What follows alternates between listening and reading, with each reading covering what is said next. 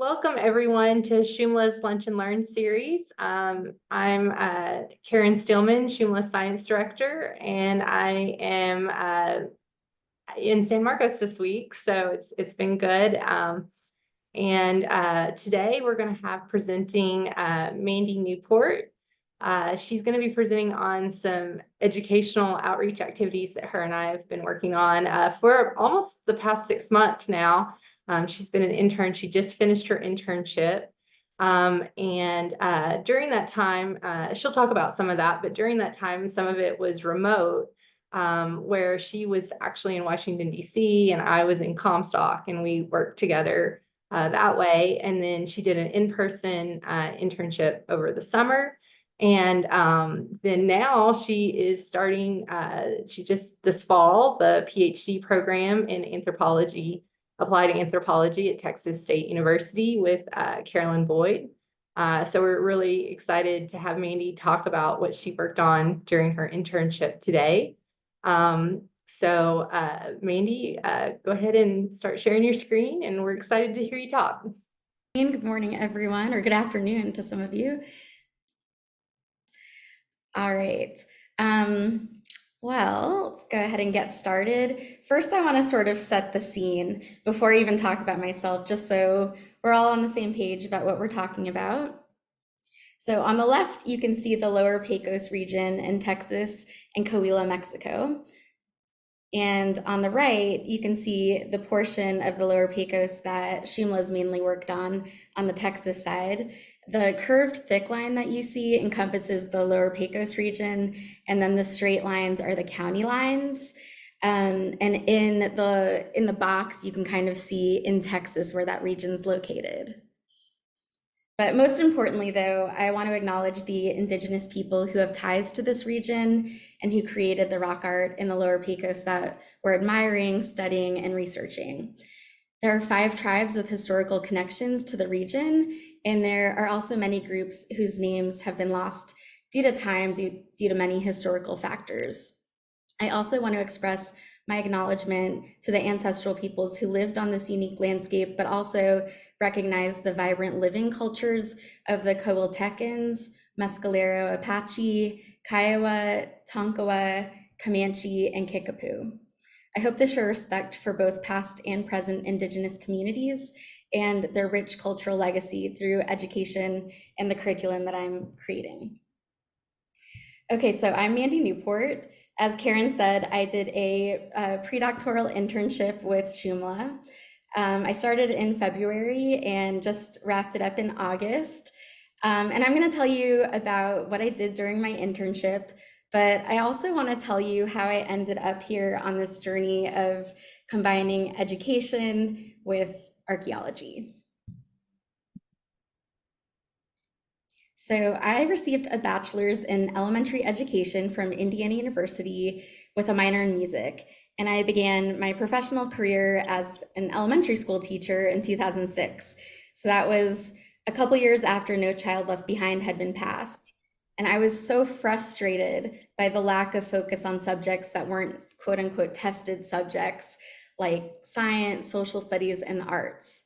So I was teaching in Atlanta, and at the time, Georgia, like Texas and most states, only tested these subjects 3 or less times in a student's entire K through 12 career, whereas math and reading are tested annually, and school funding was tied to the testing results.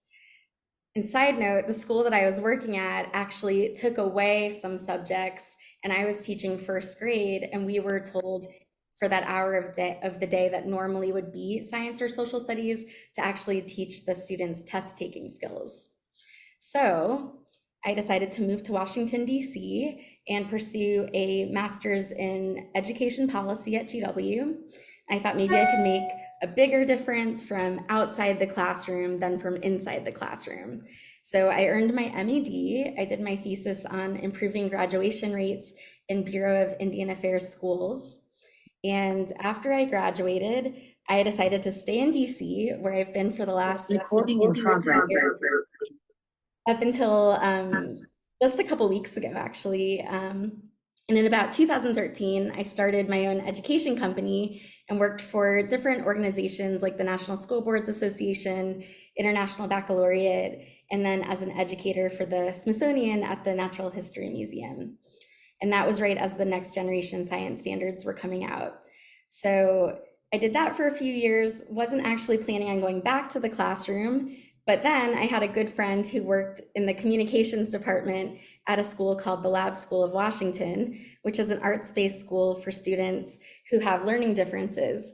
And she kept describing it as if she worked at Disneyland. So naturally, I had to check this out for myself. And when I got there, everyone just seemed so happy, the adults and the students. Everything was colorful. The kids were engaged, making puppets and cooking historical recipes at a mobile kitchen. It was just amazing. And you probably can see where this is going. I ended up teaching there. I taught there for 9 years and taught several hands-on humanities classes, such as classes on gods and goddesses of ancient Egypt, Greece, and Rome, a US history class, a global music class, and a couple others. But what I really liked about lab school was that it invested in its teachers. They encouraged us to apply for professional development grants. And over the course of working there, I got to do some really amazing things. They helped me get an art certification from the Kennedy Center. I got certified as a reading teacher. I took many history classes at the Colonial Williamsburg Teacher Institute. And probably the most amazing part, though, was I got to get a grant to redo Odysseus's journey across Greece. And I hiked, biked, and kayaked to complete that journey. And while I was in Greece, I signed up for many professional development courses aimed at history teachers. I took an 11-day class on ancient pottery wheel and kiln techniques. I studied the archaeology of the first Olympics and got to meet teachers from all over the world in the process. But my major takeaways were through everything at the lab school and through these amazing professional development experiences that hands-on, immersive, tactile learning is crucial for effective education, and not just for students who have learning differences, but actually for most people. And the thing about hands-on, immersive, tactile learning is that it actually fits with what most educational psychologists believe is the most effective way to acquire knowledge. And one reason is that hands-on learning engages multiple senses. This can actually rewire the brain and strengthen neural pathways. And it allows for more flexibility, so lessons don't just move along while someone's stuck struggling. We've known about this since the 1970s from Howard Gardner, but what we're finding more and more through more recent studies is that when two or more of these sensory pathways are engaged while learning content, it's even more effective than just one. Okay, so I'm having a great time teaching at lab school. Everything's great. And then COVID hits. And I was forced to teach online, which changed everything. Learning in 2D was the opposite of what my students with dyslexia, dysgraphia, ADHD, and other learning differences needed. And you can imagine how difficult it made tactile kinesthetic learning. My students were frustrated. I was frustrated. This is me looking frustrated. So I decided I wanted to go back to school. And I always tell people I didn't leave teaching because I didn't like it. I left because I was just too into the immersive learning. In a way, it's like I got too into it that I fully immersed myself into the content. And what's a better way to do that than archaeology, which is basically hands-on history. So I ended up going back to school. I got a second master's, this time at American University, where I studied public anthropology. My emphasis was on archaeology. And while I did this, I was still teaching part-time, and I was also working part-time for a cultural resource management firm. And the picture on the right is me during the first excavation I was a part of. We were excavating a freedmen's town in Vienna, Virginia. For my master's thesis, I created educational resources for an excavation of a ghost town in Minnesota. And there's the website in case you ever want to visit it. I created the website, which is too hard to actually show it to you, but I did take some pictures that I wanted to show you from the website pages. I made 6 hands-on lessons and scaffolded them for different ages. I created several Jamboard and word wall games, a blog series, and there was a genealogy component. And then here are some more pages from the website. On the left, you can see a page from a typology sorting game that I made for lower elementary students. And then in the middle is an enrichment activity for students who finished early. It's a virtual lookbook where students could dress the doll and turn of the century clothes. And then on the right is an activity about simple machines for upper elementary, where students eventually work their way up to learning how to build complex machines. As I was working on this project, I kept thinking back about a teacher friend that I had made while I was traveling in Greece. And she was on the board of a heritage education organization called Project Archaeology. And this is a picture from their website. Their mission statement reads, Project Archaeology uses archaeological inquiry to foster understanding of past and present cultures, improve social studies and science education, and enhance education to help preserve our archaeological legacy. Okay, so I reached out to them and started a correspondence.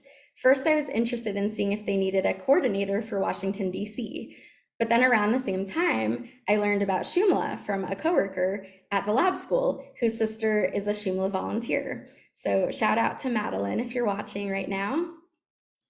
I thought it would be just really interesting to reach out to Dr. Boyd, who I wasn't even expecting to respond, but she actually did respond to me and then was very generous with her time. And after Zooming with her a few times, I decided I wanted to study with her at Texas State University. The funny thing was that she also, around this time, told me to reach out to Project Archaeology. So everything seemed to be coming full circle. And the reason she was interested in Project Archaeology was because they have a series called Investigating Rock Art. Currently, there are 4 books, 2 from Colorado, 1 from Montana, and 1 from Alabama. We decided we wanted to create a Texas one. So I began working on this with Shumla's science director, Dr. Karen Steelman.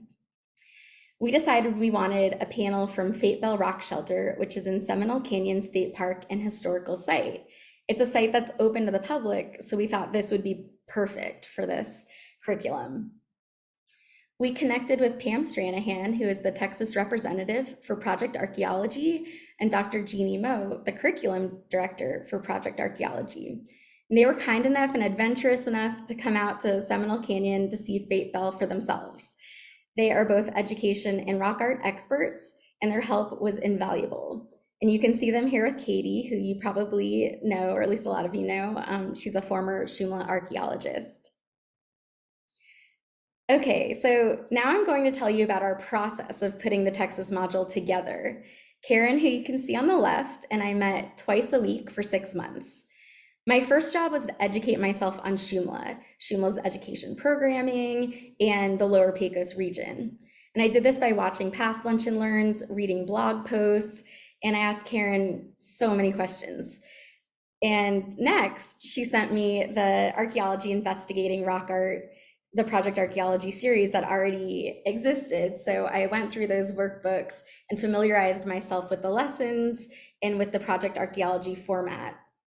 Meanwhile, while I was doing that, Karen was working with Shumla Scholars, which is a program for the seniors at Comstock Independent School District, where she was teaching local students about the rock art just in their backyards. Just a little more about the Scholars Program. It's 11 years old and about 150 students in high school have gone through it. And there are currently 15 seniors in the class. They've documented rock art sites, put paperwork together to nominate the Comstock Cemetery as a historic cemetery. They've taken oral histories, and they even helped Karen build the plasma oxidation system in her lab.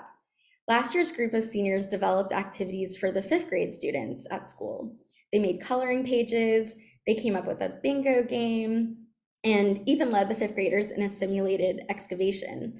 And this year, the students will build on what the past students have done, but they'll also actually put in place the units that Karen and I came up with. So Karen and I worked together remotely for most of my internship. This is us working remotely, except for one visit that I made to San Marcos and Comstock in the winter.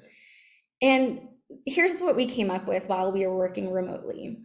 We came up with a background information section, lesson procedure, some questions with sample answers, an assessment, a student workbook, and then we found the Texas state standards called Texas Essential Knowledge and Skills that aligned with our lessons. So now I'm just going to give you an overview of what's in each of those sections. There are actually two versions of the background information section. There's one in the teacher's guide written at a higher level, and there's one for the students to reference when answering comprehension questions that's written at a 5th grade level. And what I'm going to show you now are the visuals that go along with the background information. Since most people are not auditory learners, I created a PowerPoint of visuals that can go along with this section.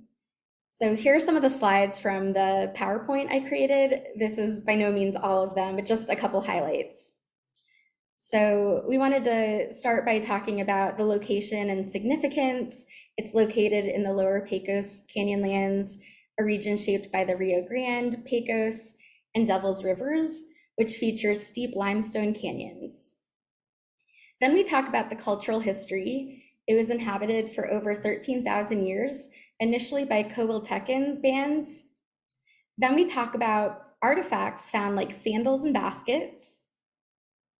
Next, we talk about artistic heritage and show the students this illustration of Fate Bell by Dr. Boyd. And last, we talk about research and conservation and the ongoing studies by archaeologists and the work Shumla is doing to digitally preserve the site due to natural degradation. Next, we worked on the lesson procedure section. We followed Project Archaeology's format and have included that in this section. So that includes a section about teacher preparation and materials. The materials include the workbooks, which are called archaeology notebooks, and each of the students should get their own copy. And as mentioned before, there's also a PowerPoint that will go along with the background information section. And there's a prompt for the teacher to write an essential question on the board before the lesson begins. For any non-teachers out there, an essential question is like an overarching question that encompasses the objective of the whole unit. And at this time, we also would have the teacher write some word bank words up on the board. So we've then separated the lessons into lessons 1, 2, and 3, which can be thought of as 3 different days. So these are just some screenshots from what the question pages look like. And this is the essential question that I was saying goes up on the board. I'll just read it really fast.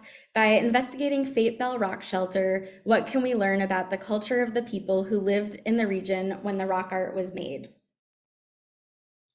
And these are the word bank words that would go up on the board. So putting it all together, we'll start with lesson 1.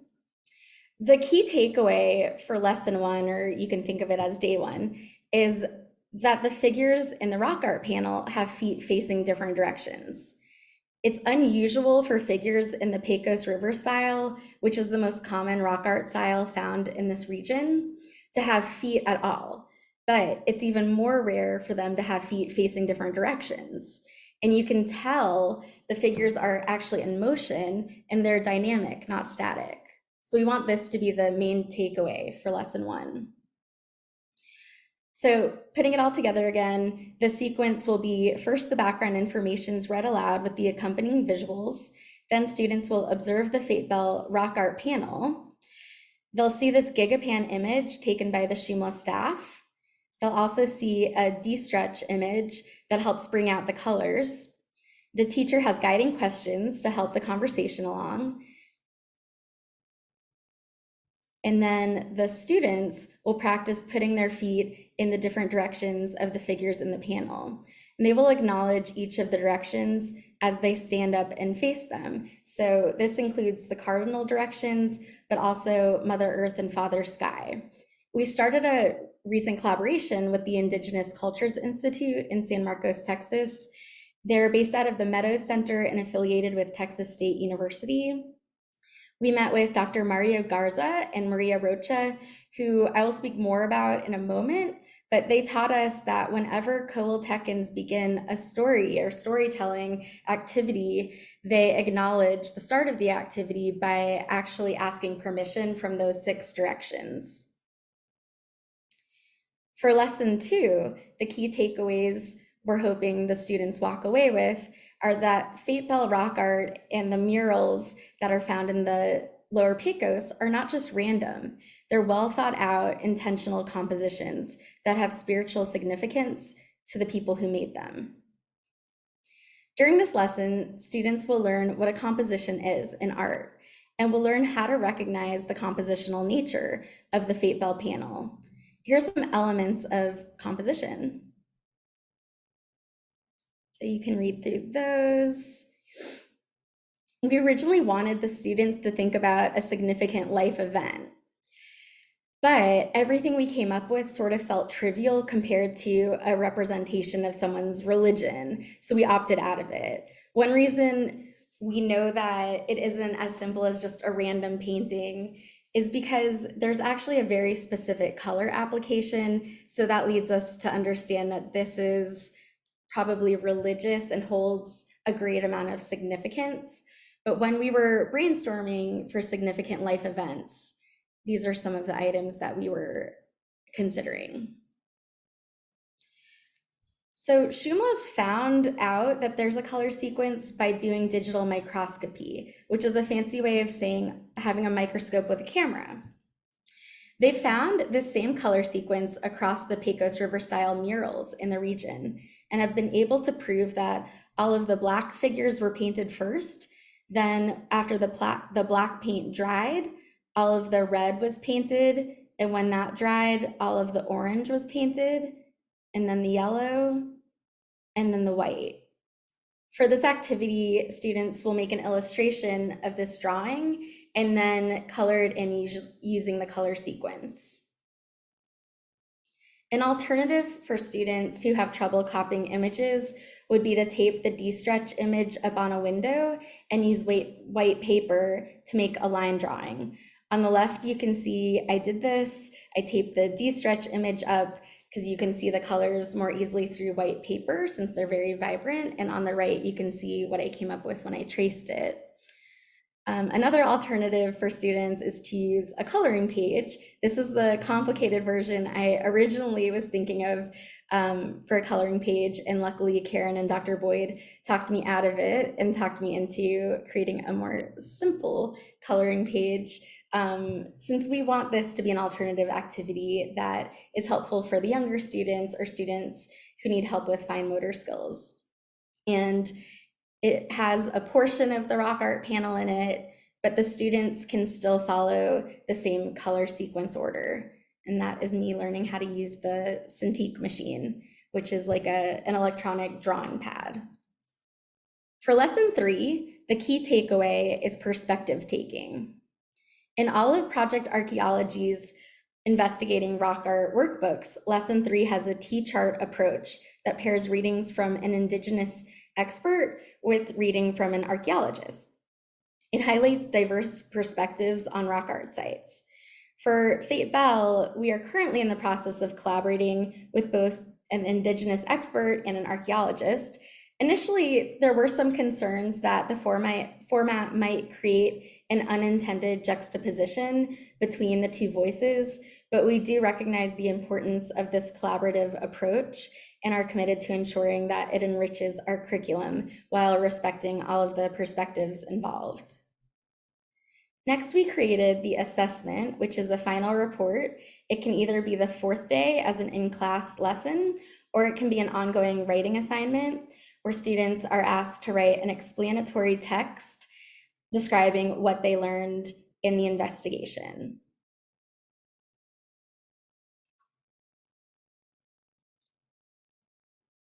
Here's a screenshot of the first page of the student workbook, which is called the Archaeology Notebook.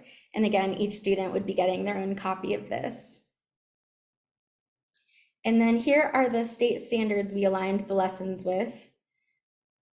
Don't worry, I won't read them all to you, but you can look at them here. And then depending on the school you're at, how much time you have and what resources you have, you might want to do some extension activities. So the first one is to build a diorama out of the rock shelter of Fate Bell. The next one would be painted pebbles. Painted pebbles have been found in the rock shelters in the Lower Pecos region. And the last one would be actually turning the classroom into a rock shelter where you have different areas for eating, for cooking, for sleeping, and so on. Okay, so all of that happened in the months leading up to moving to Texas. Then over the summer, I moved to San Marcos, and after being there for 1 week, I got to go with the Shumla team to do field work at 3 sites. We took a mud boat to reach the sites, we documented the sites, photographed them, and came back to the lab each day to process what we had done. It was a really, really great experience. Then the following week, I started in person at the San Marcos office. I worked on getting photo permission for our workbook photos. I learned some computer skills that I didn't even know I didn't know. I learned how to create illustrations on the Cintiq machine, and I attended several meetings. One of the most significant meetings I went to was a meeting with Karen that I mentioned a little earlier. We met with 2 elders from the Miacan Garza band of Coahuiltecans, Dr. Mario Garza and Maria Rocha. They are founding members of the Indigenous Cultures Institute. You can see the Institute's Institute members in the pictures on the left. And our reason for meeting with them was to see if one or both of them would be interested in acting as the Indigenous expert for lesson 3. But more importantly, we wanted to seek input and have an open dialogue. We had such a great conversation, had so many things to talk about that we barely even ended up speaking about lesson 3, but we learned so much. My key takeaway was when Maria said that Indigenous people are often brought into projects during the editing and feedback stages, rather than the creation stage. This is something I really want to keep at the forefront of my mind as I continue to write curriculum. Maria suggested also reversing lessons 1 and 2. She recommended starting with the story part. So you would actually stand up, ask permission from the 6 directions, which you can actually see below. When I got home after meeting with Dr. Garza and Maria Rocha, they sent me actually the different directions there, the bottom of the screen. After acknowledging the directions, then she said that if she was the teacher, she would actually go into teaching about the story behind the rock art. And then following that, gather the students in a circle and ask them, how do you think the world was created? And that would be in place of the significant life event that we were having trouble coming up with, since we didn't want to trivialize the rock art panel. Dr. Garza emphasized that this shift might actually change students' perspectives about the earth, and they might start viewing the earth as a sentient being that needs protection and preservation. So I thought that was really interesting. And also after meeting with them, they sent me contact information for Mariel Quezada, the director of the Tonko Institute at the Indigenous Cultures Institute, where she leads teaching training. And she's currently getting her PhD at UT Austin in ethnic studies and education. And she seems excited to work with us so far, so we're hoping to continue this connection.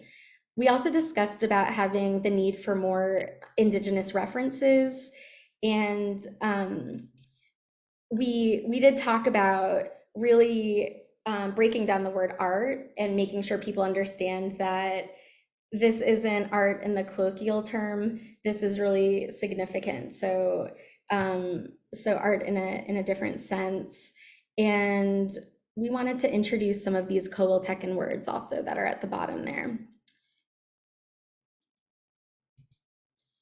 So our next steps are that we would like to get edits and feedback from our colleagues, then continue our collaboration with the Indigenous Cultures Institute.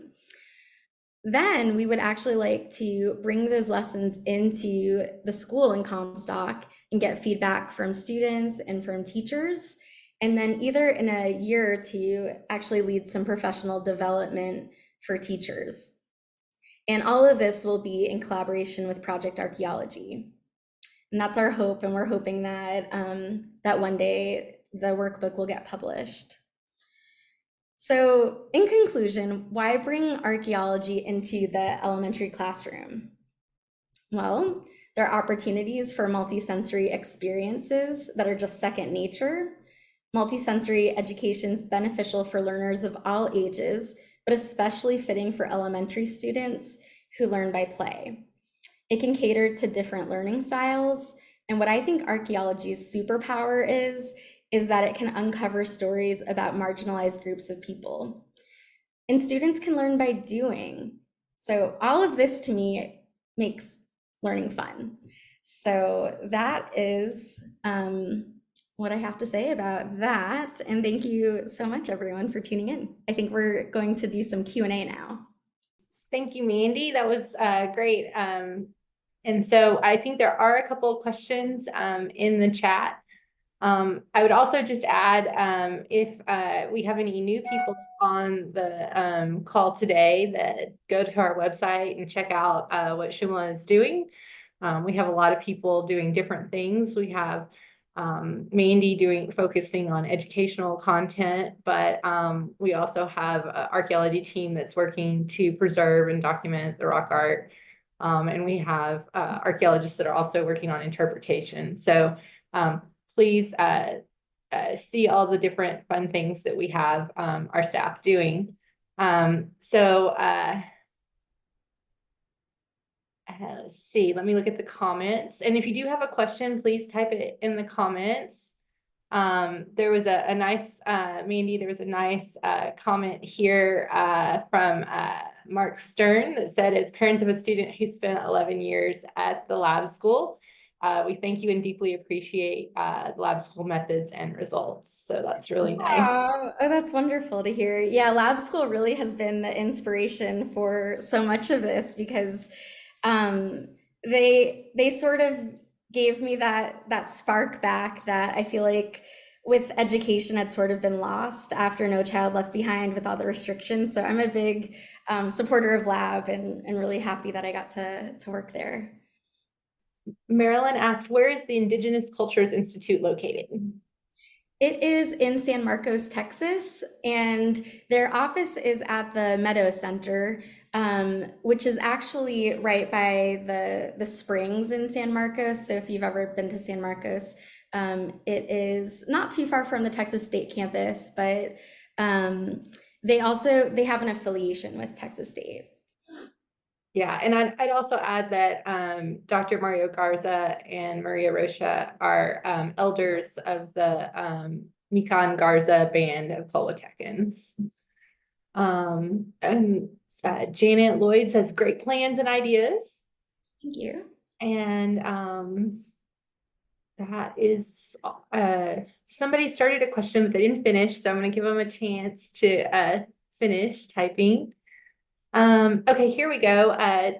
David asks, nice presentation. He says, nice presentation. And then he asks, what are your next rock art education projects? Other age groups, adult education, online resources, outreach to cities around Texas? So Mandy, do you talk a little bit and then I'll kind of. Yeah, so this is hopefully the launching point. I really would like for my PhD to focus on using curriculum and education in heritage sites and excavations going on.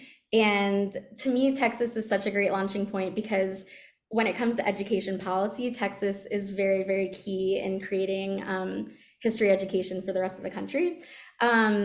So I do not have any other plans within Texas yet, but I'm hoping that following the next steps with working with Project Archaeology, hoping to get this workbook published with them and to lead some professional development that the other teachers from across the state can get involved and then go from there. Yeah, and I would just add, we're partnering with Project Archaeology because they do have a wide distribution and reach. We're really excited to be doing that. And those workbooks, the workbook that you're working on is for grades 3 through 5. We're doing that. As far as Shumla is concerned, I think we want to really, we feel like we have a responsibility as an archaeology research institute in the state of Texas to work with kids of all ages, and I include adults, I guess, in that too, but especially K through 12. Because so much of our Texas history sort of begins, with European colonization. And we know people were living in Texas, for 13,000 years. And so we really want to, recognize that and acknowledge that. So, Thank you. yeah. And we do have a lot of blog posts on our website, and we've been doing for more like adult education, though I've had like the seniors watch our YouTube presentations and stuff like that. So, okay, let's see. Ro asks, was your studies with American University done remotely or with professors from a wide university mix?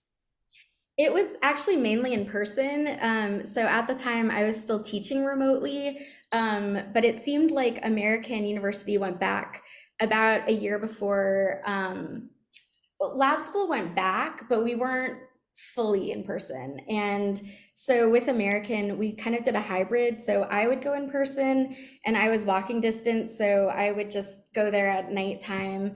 And most of my professors were in person.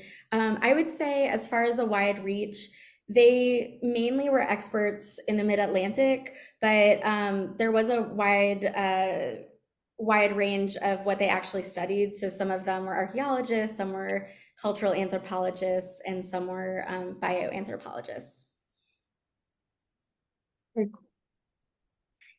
We are a small group, so if anyone has a question, I see Jeannie on the screen. I did want to say hello, Jeannie, and do you have something you'd like to add or ask Mandy? Sure. Yes, thank you. Yes, so very nice, Mandy. So I wanted to explain a little bit more about the Project Archaeology system, how we work with collaborators like you. So we have a template for this investigation.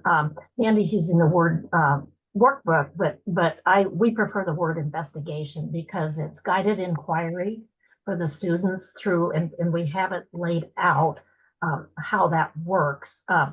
Within that, there's some latitude for different places because, of course, you have so much, have done so much work on the rock art there. Other places that there's not as much. But so we try to work flexibly within that. But certainly, if we at Project Archaeology embark on a project with you, it will certainly be published. So there's no worries about that, and will become part of the Project Archaeology offerings that are available in Texas and throughout the nation and even throughout the world. And we're finding that lots of people all over the country and all over the world are really interested in these specific places so that they can do some comparison across cultures and across states and things like that. So yes, it's very much inquiry driven, and again, I like to think of the word investigation because the students are actually investigating that. So that makes sense. Help. Yeah. That does. Thank you, Jeannie. Does anybody else want to ask a question verbally or?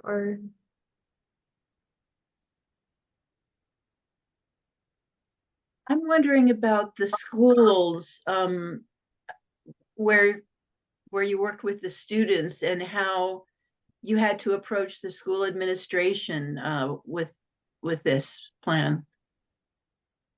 Yeah, so that is something that Dr. Boyd and I are working on right now. We've met with 2 superintendents so far, and we're trying to, we've sort of created a flow chart of how exactly textbooks and in this case, investigation, but for kind of colloquial term like textbooks or workbooks get actually into the classroom.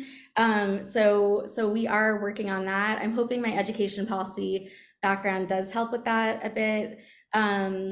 But right now, with the last curriculum that I created for Minnesota, that's actually available in the public library system in Minnesota. And so that is available for students outside the classroom. But for this, of course, we would hope that it would be inside the classroom. Yeah, and I'd also add that, you know, like in Comstock, we have a relationship with them. And so, you know, it's a smaller school, and they're often excited for these things to be incorporated about the local area. Also the reason, like Mandy showed very briefly, the TEAC standards, and, you know, the whole idea is that you have to make sure that your lessons are following what the teachers are required to teach in their classes, or it won't get taught. So you can teach archaeology through reading comprehension and other skills that are part of those TEACs, even if, you know, social studies isn't maybe a focus. And then I'd also add that Tanya is on this call, and she has done taught the Key Four out at Seminole Canyon State Park for, you know, most of the Val Verde County students for years. And so, you know, maybe Tanya, we haven't gotten to talk, but you know, I'm hoping that maybe some of this will be a help to the state park when they do their outreach activities as well. So, well, this is great. We really appreciate all of you tuning in.